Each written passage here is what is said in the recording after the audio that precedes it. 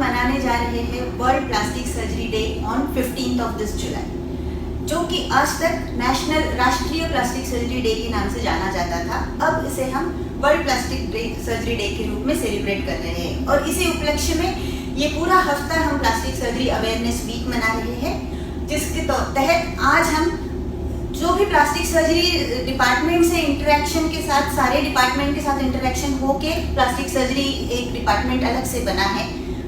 पुराने समय से ही ये प्लास्टिक सर्जरी धीरे धीरे इवॉल्व होके आज यहाँ तक पहुँचा है। तो जो एक कॉमन इंटरेक्शन हमारा जिनके साथ होता है वो है कान नाक गला डिपार्टमेंट, ENT डिपार्टमेंट। आज हमारे साथ जुड़े हैं doctor Ashwat Kasliwal. Good afternoon Ashwat. Good afternoon. यह हम दोनों आपस में बात करके आपको थोड़ा सा ENT डिपार्टमेंट और प्लास्टिक सर्जरी डिपार्टमेंट के बारे में जागरूक करेंगे। हाँ जी अश्वत, बताइए अब हम क्या बात करें। I think ma'am plastic surgery and ENT का जो रिलेशनशिप है वो काफ़ी पुराने समय से ही काफ़ी स्ट्रॉन्ग है। बिल्कुल। बहुत सारी ऐसी ENT सर्जरीज हैं तीनों विषय में, जैसे कान नाक और गला में, इसमें प्लास्टिक सर्जन और प्लास्टिक सर्जरी का बहुत ही महत्वपूर्ण रोल है। आई थिंक सभी नाक की सर्जरी के बारे में जानते ही हैं, बट उसके बारे में हम और बात करेंगे। अगर अपन देखा जाए तो नाक की सर्जरी स्पेसिफिकली प्लास्टिक सर्जरी से रिलेटेड, जिसे हम राइनोप्लास्टी बोलते हैं, वो सुश्रुत संहिता से ही बहुत ही विशेष इम्पोर्टेंस रखती है इंडियन हिस्ट्री में। Exactly, Sushruta was still called father of plastic surgery. तो वहाँ से शुरू हुआ था राइनोप्लास्टी का दौर। हम दोनों ने मिलके शुरू किया था राइनोप्लास्टी का दौर। बिल्कुल। और जो इंडियन फोरहेड फ्लैप टेक्निक है, जो बहुत पुरानी टेक्निक है और जो आज दिन तक वैलिड है, जो अराउंड ब्रिटिश के ज़माने से बहुत ही कॉमनली यूज हुआ करती थी और आज भी होती है। बिल्कुल। रिकंस्ट्रक्शन ऑफ द नोज के लिए। और वैसे ही कान में भी और गले में भी, गले की सर्जरीज, कैंसर सर्जरीज में भी प्लास्टिक सर्जरी और आई थिंक ENT का बहुत ही इम्पोर्टेंट रोल है। तो आपके पास अश्वत सबसे पहले पेशेंट्स जो आते हैं ना नाक से रिलेटेड, अगर हम बात करें राइनोप्लास्टी के लिए, तो वो नॉर्मली ये कंप्लेंट्स लेके आते हैं शायद कि उनका नाक बंद है या सांस लेने में कुछ इंटरमिटेंटली प्रॉब्लम हो रही है, या बार बार सर्दी हो जाती है उन्हें, या फिर उनका नाक लाइक चौड़ा है, बड़ा है, टिप बड़ा है, एला थोड़ा सा चौड़ा है, या किसी चोट की वजह से नाक में टेढ़ापन आ गया है जिसकी वजह से उन्हें सांस लेने में तकलीफ है। बिल्कुल। तो हमारे में जो मेन पेशेंट जिस प्रॉब्लम के साथ आता है वो एक्चुअली नेजल ऑब्स्ट्रक्शन, मतलब नाक बंद होने के साथ आता है। परंतु ये चीज़ समझना ज़रूरी है कि नाक के दो फंक्शंस हैं। एक फंक्शन तो सांस लेने वाला फंक्शन है, दैट इज फंक्शनल एस्पेक्ट, कि नाक से हवा जाए फेफड़ों तक और बॉडी फंक्शन कर सके। दूसरा जो बहुत ही महत्वपूर्ण फंक्शन है नाक का, वो एस्थेटिक्स है, मतलब कि चेहरे की खूबसूरती बढ़ाता है नाक। बिल्कुल। कोई भी हमें देखता है तो सबसे पहले उसका ध्यान हमारी नाक की ओर जाता है। बिल्कुल। तो वैसे ही जब पेशेंट आता है पहली बार, तो आता तो नेजल ऑब्स्ट्रक्शन या फिर कोई एस्थेटिक प्रॉब्लम के साथ आता है। उसमें हमें एसेस बहुत ज़रूरी करना पड़ता है कि कौन से पेशेंट्स ऐसे हैं जिनमें अपन को एस्थेटिकली उनको जो नाक की हड्डी का टेढ़ापन है या जो बाहर से ग्रॉस डेविएशन है उसको करेक्ट करना है, और तब फिर मिलके जो है प्लास्टिक सर्जन और ENT मिलके, जो ENT का रोल है वो एक्चुअली फंक्शनल एस्पेक्ट ठीक करना है, मतलब हवा वाला जो एस्पेक्ट है वो ENT सर्जन का है, और एस्थेटिक्स वाला जो एस्पेक्ट है दैट इज जो फेस का जो फीचर है वो aspect I think plastic surgery surgeon का ही एस्पेक्ट। हमारे पास भी जब अगर पेशेंट डायरेक्टली आता है तो हम दोनों मिलके उसे इवैल्यूएट करते हैं, और जहां हमें बीच में जिसे हम नेजल सेप्टम कहते हैं उसकी ज़रूरत पड़ती है तो हम डेफिनेटली मिलकर उसे हार्वेस्ट करते हैं। और कई बार नेजल ऑब्स्ट्रक्शन का रीज़न जो है टर्बिनेट होते हैं हमारी नोज में, सुपेरियर, मिडल और इन्फीरियर। जो इन्फीरियर लोअर वाला टर्बिनेट है उसका मोटापन भी होता है, जिसकी सर्जरी आप लोग हमारे साथ मिलकर करते हो। और फिर हम जो बाहरी ये है नोज है उसके करेक्शन के लिए सारी जद्दोजहद में लग जाते हैं। बिल्कुल। आई थिंक राइनोप्लास्टी अगर इंडिया में देखा जाए तो बहुत ही डिफिकल्ट सर्जरी है, इन द सेंस ये कि इंडियन पॉपुलेशन बहुत ही डाइवर्स है। अगर आप वैसे कंपेयर करें तो फिर ईस्ट में बिल्कुल ही मोंगोलॉइड या एशियन फीचर जिसे हम बोलते हैं वो है, जिसमें नाक छोटी रहती है फेशियल फीचर्स के हिसाब से।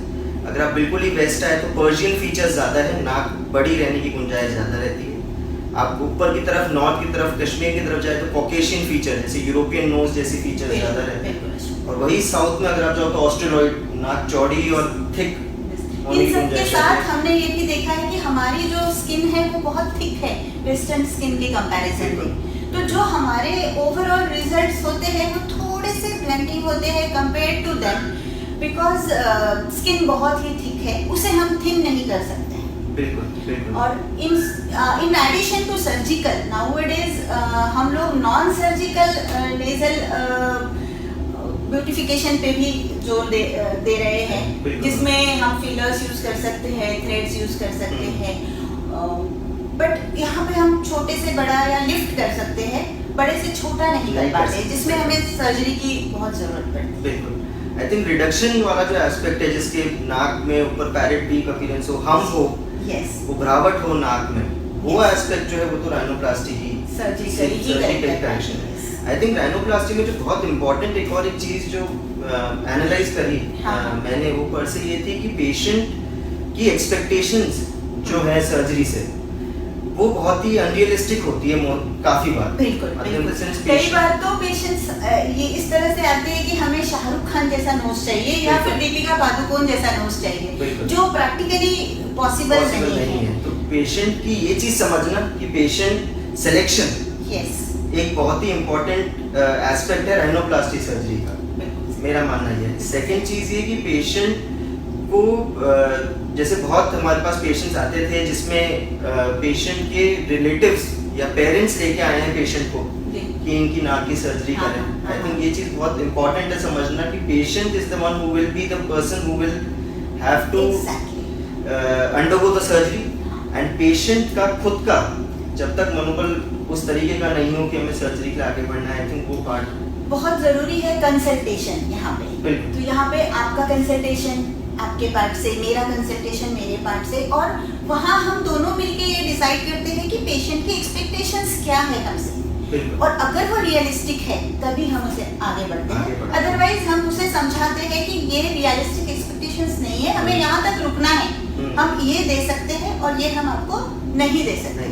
वो बहुत इम्पोर्टेंट है। आई थिंक 21st सेंचुरी में बिकॉज सेल्फीज लोग लेने लगे हैं, तो आई थिंक वो जो it has all changed the concept of surgery. तो पहले जो इंट्रिकेसीज थी जो लोग नहीं समझ पाते थे, अब वो बार बार अपनी फोटो देख के उनको ये लगता है कि ये चीज़ चेंज कर देना चाहिए। तो आई थिंक तब प्लास्टिक सर्जरी का जो रोल है एक तो वो बहुत इम्पोर्टेंट हो गया है इन द सेंस इस 21st सेंचुरी में, बिकॉज ऑफ एस्थेटिक्स अब इतना ज़्यादा वो हो गया है प्रोमिनेंट, इंस्टाग्राम हो गया या सोशल मीडिया हो गया इन जनरल, उसके कारण भी बहुत ज़्यादा अवेयरनेस भी बढ़ी है और लोगों में दूसरों को देख के थोड़ी सी चाहत भी बढ़ी। एग्जैक्टली, हमें ऐसा होना है, ऐसा बनना है। बिल्कुल मान गए इस बात को। तो इस चक्कर आश्रित, अब हम बात करें कान के बारे में, है ना? तो कान में अगर हम बात करें तो कुछ डिफॉर्मिटीज है जो पैदाइशी होती है, जैसे कान का न होना या बहुत छोटा होना, जिसे हम माइक्रोशिया कहते हैं या एनोशिया कहते हैं, या फिर कान बहुत जरूरत से ज्यादा बड़ा होना या प्रोमिनेंट होना। जैसे हमने आमिर खान को देखा था, उसका कान जो प्रोमिनेंट था, that is for prominent year. तो अब हमारे पास जो पेशेंट्स पहले आपके पास आते हैं कि हमें इस बच्चे का कान ठीक करना है, देन आपके पास से हमारे पास आते हैं, तो हमें सबसे पहली इंपॉर्टेंट बात तो ये है ये सर्जरी करनी कब है। बिल्कुल, सबसे ज्यादा जरूरी ये चीज जानना है कि कान की सर्जरी करनी कब है। ये सर्जरी तो हमें नॉर्मली जो डेवलपमेंट है कान का वो 6 साल पे 83% हो जाता है और 9 साल पे 93% के आसपास हो जाता है। तो हम लोग कोशिश ये करते हैं कि लड़कियों में 6-7 साल की उम्र में और लड़कों में 8 साल के आसपास में ईयर रिकंस्ट्रक्शन हम करें। बिल्कुल, और पेशेंट का साइकोलॉजिकल एस्पेक्ट भी समझना पड़ता है, इसलिए लेट सर्जरी जैसे 8 से 9 साल में पेशेंट भी खुद की केयर बच्चों का इम्पोर्टेंट है, क्योंकि पीयर टीजिंग भी स्टार्ट हो जाता है बाय दैट टाइम जब बच्चे स्कूल जाने लगते हैं, तो उससे पहले हमें वो रिकंस्ट्रक्शन करना होता है। एंड जब भी आया है पेशेंट तो सबसे पहले आप लोग उसका हियरिंग इवैल्यूएशन करते हैं। तो इसमें भी जो अगेन जब कान डेवलपमेंट स्टेज में पूरी तरीके से फॉर्म नहीं हुआ होता, तो जब पेशेंट की बाहर की कान की त्वचा बनी नहीं होती है तो उसमें हम लोग ये मान के चलते हैं कि कुछ ना कुछ हो सकता है कि अंदर भी कान में खराबी हो। तो कान के 3 हिस्से होते हैं, तो एक तो बाहर वाला हिस्सा तो जो है वो दिख ही रहा है, पिन्ना, और जो अंदर वाला हिस्सा है उसके लिए हम लोग पहले ऑडियोलॉजिकल इन्वेस्टिगेशन करके देखते हैं कि कहीं हियरिंग में कमी तो नहीं है, क्योंकि उसके लिए हमको पूर्ति करनी पड़े बाद में। बिल्कुल। तो उसमें भी एक तो ये हो गया, दूसरा ये कि अगर एक्वायर्ड कोई डिफॉर्मिटी भी हुई, जैसे इंजरी हो गई, ट्रॉमा हो गया, बर्न्स हो गया, या फिर कोई कान की पिन्ना की कैंसर्स हो गए जिसमें रेडिकल रिसेक्शन करना पड़ा, तो उसकी भी रिकंस्ट्रक्शन में प्लास्टिक सर्जन्स का बहुत ज़्यादा इम्पोर्टेंट रोल है। यहाँ तो हमें 3 से 4 स्टेजेस में हम ये सर्जरी कर पाते हैं, जिसके लिए हमें कभी चेस्ट से हम कार्टिलेज लेते हैं, हड्डी नहीं, हड्डी और सॉफ्ट टिश्यू के बीच का जो पार्ट होता है कार्टिलेज जिसे कहते हैं, उसे यूज करते हैं। उससे पहले सिर्फ कान का जो शेप है वो अचीव करके उसे कान की स्किन के नीचे डाल दिया जाता है। बाद में उसे नेक्स्ट स्टेज में उसको उठाया जाता है और छोटे छोटे जो पार्ट्स है जैसे लोब्यूल होता है हमारा, उसका रिकंस्ट्रक्शन 3rd स्टेज में होता है। इस तरह से मल्टीपल स्टेजेस में वो सर्जरी होती है। बट यहाँ पे सबसे पहला रोल तो आपका ही है कि आप उसमें जो कैनाल है उसका रिकंस्ट्रक्शन करने वाला रोल जो है वो ENT का है कि बाहर से आवाज जा सके। तो पिन्ना में भी 2 फंक्शन है, पिन्ना रेजोनेट करता है साउंड को, तो पिन्ना का हियरिंग में भी इम्पोर्टेंस है। बहुत सही रिकंस्ट्रक्शन हो तो उससे हियरिंग में भी इम्प्रूवमेंट आने की गुंजाइश है। पिन्ना का माइनर है बट इम्पोर्टेंट रोल है बहुत। एग्जैक्टली। और कान में कैनाल बनाना पहला काम आपका है, उसके अराउंड हम कान को बनाते हैं, पिन्ना को बनाते हैं, राइट। बट इवन ये पिन्ना, ये तो सर्जिकल पार्ट हुआ। इसके अलावा अगर कोई सर्जरी नहीं करना चाहते हैं तो हम प्रोस्थेटिक ईयर जो प्रोस्थेसिस सिलिकॉन मटेरियल का बनता है, बहुत ही ब्यूटीफुल बनने लगे हैं आजकल प्रोस्थेसिस। एग्जैक्टली सेम कॉपी करके अपोजिट साइड का एक साइड बनाया जाता है। यस, एंड वो 2 तरीके से लगाया जाता है, या तो चिपकाने वाला ग्लू से लगाया जा सकता है या फिर ऑस्टियो इंटीग्रेटेड इम्प्लांट्स आते हैं। तो आपके थ्रू हम लोग टेम्पोरल बोन का CT स्कैन करके लोकेट करके पोजीशन वहाँ पे इम्प्लांट पहले लगाते हैं। यस, एंड देन प्रोस्थेसिस हम उसको फिट करवाते हैं। बिल्कुल। आई थिंक इस जो सर्जरीज है, प्लास्टिक सर्जरी इस जमाने में इतनी ज़्यादा इवॉल्व हुई है। I think from the head till the toe हर एक फील्ड इसमें इन्वॉल्व हो गई है, और काम प्लास्टिक सर्जरी वाला काम प्रिसिजन का वर्क है, which is I feel is one of the most difficult work which one surgeon can do. So even अगर minor डिफरेंसेस आते हैं तो पेशेंट भी बहुत जल्दी समझता है और सामने वाले को भी समझ में आता है कि इवन कई बार ऐसा भी होता है कि पेशेंट हमारी सर्जरी से सेटिस्फाइड होता है, बट हम हमसे ही नहीं होते कि हमें पता होता है कि ये हमारा माइनर सा जो करेक्शन और हम कर सकते थे वो शायद हम नहीं कर पाए हैं, ये भी होता है कई बार। बट आई थिंक फिर भी हम सेटिस्फाइड हो जाते हैं अगर पेशेंट के फेस पे स्माइल आ जाता है तो हम हैप्पी हो जाते हैं। इन द एंड वही सबसे इम्पोर्टेंट चीज है। बिल्कुल। Thank you so much Ashwat. No problem. Thank you so much for coming. Thank you. I think this session was useful for you. Let us continue this session tomorrow again. Thank you.